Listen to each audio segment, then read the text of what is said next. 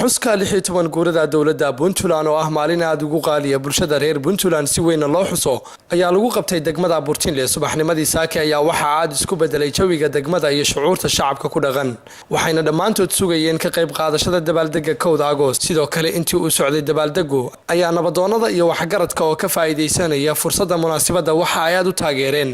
go'aankii madaxweynaha dowladda Puntland uu ka qaatay dowladda federaalka iyo xiriirkoodaba iyagoona sheegay in ay aad ugu diirsadeen go'aanka madaxweynaha dowladda Puntland dhanka kale waxa ay aad u cambaarayeen dadka isku dayay inay afduubaan gobolada Puntland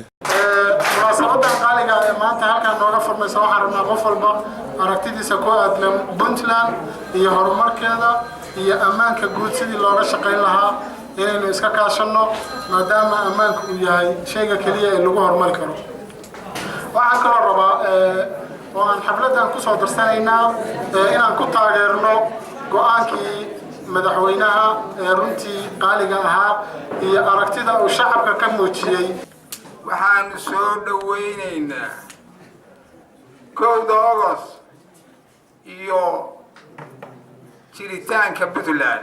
oo isku beegnaa baan soo dhaweynaynaa waxaan adkaynaynaa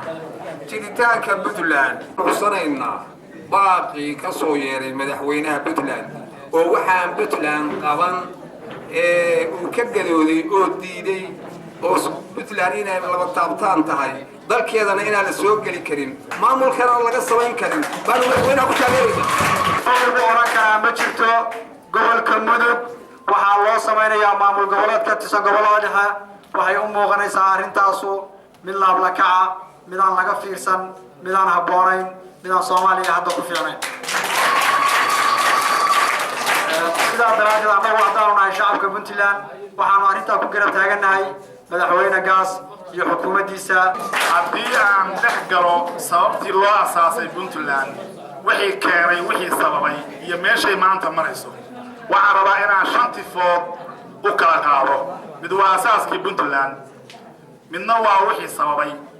midna waa meesha hadda xaaladdu marayso midna waa midaan ku taageerayo ugana mahadcelinayo oo ku hadlaya afka aqoonyahanka iyo mutacalimiinta madaxweynaha Puntland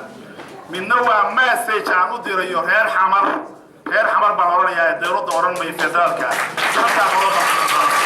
inta ay socotay munaasabada dhalashada dowladda Puntland ayaa waxa si fiican uga muuqanayay ciidamada ammaanka degmada Burtinle iyagoona sameeyay dowlad-tusyo iyo salaan sharaf jaamac saajid Puntland TV